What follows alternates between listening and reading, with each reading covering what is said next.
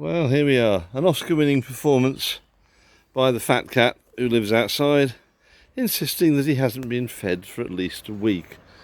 He was fed about 2 hours ago. That was his fourth breakfast. Yes, fat cat. Anyway, what I'm doing here, I thought it might be just handy to pass on a bit of info, so I've come up with a little trick. This is the 1980, officially on the road, but I haven't driven it anywhere yet. 245 2.1 engine. Right, just sort of ironing out a few of the things that will stop me from using this, and one I've come across was that this driver's door window is just incredibly stiff to wind up and down. So I thought, fine, no worries, I'll just pop the door panel off and find out what's wrong with it. But turned out to be that there was something that was going to try and stop me, and I've got a bad feeling that the previous owner had got to this point and had to stop, and that was that this being a wind-up windows car, I could not get this window winder off. And as you can see from the state of the screw, it was extremely hard to undo the screw. I mean, that was using one of these nifty screwdrivers that you can hammer on the end of. So yeah, a lot of whacking and then also turning it with a 7/16 spanner, or 11mm if you prefer. Managed to get the thing turning, got it off, but then I found that the handle wouldn't come off. I mean, absolutely would not shift.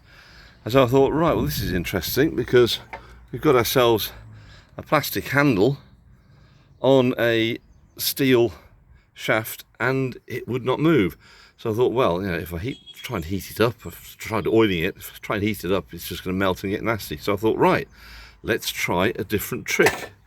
So I got the wonderful hot thing, as we call it, or indeed induction heater.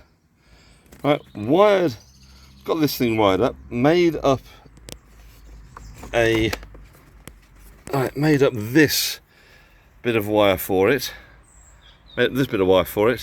and I was able to, with the handle still on, I was able to loop this over the handle, get it around the handle itself, and of course the nifty thing is, you switch it on and it only heats up the steel shaft. So the steel shaft got hot, and I did it sort of several times, gradually increasing the time.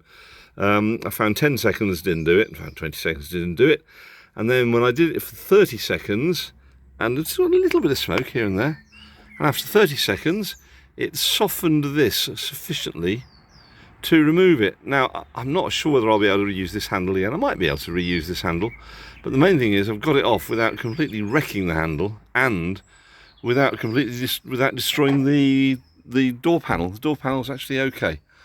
So, I mean, that's kind of crude, but it has worked. So, yet again, the induction heater, get these on eBay, they're not expensive, and you can do so many useful things with them.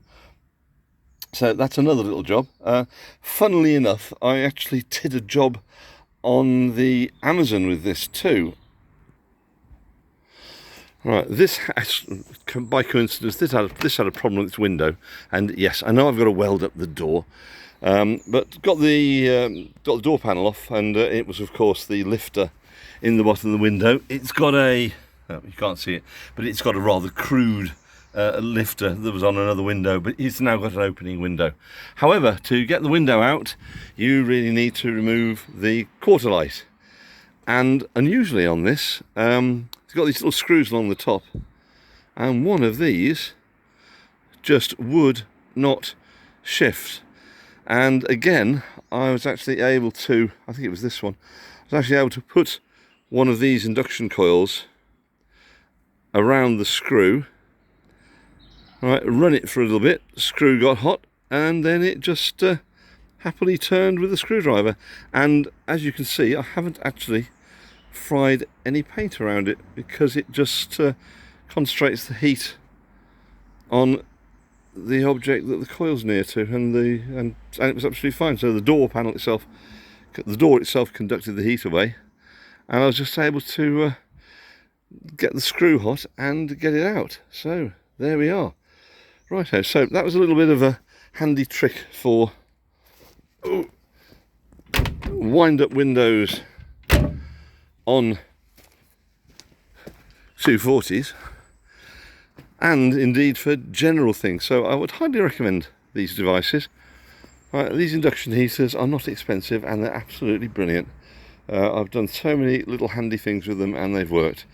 Right, further jobs to come on this 240 are going to be, I've got the rear bumper on, and I've got actually all the lights now work. It's only got one seat, the driver's seat, and I've just got a couple of other things to do to make me happy to drive it around.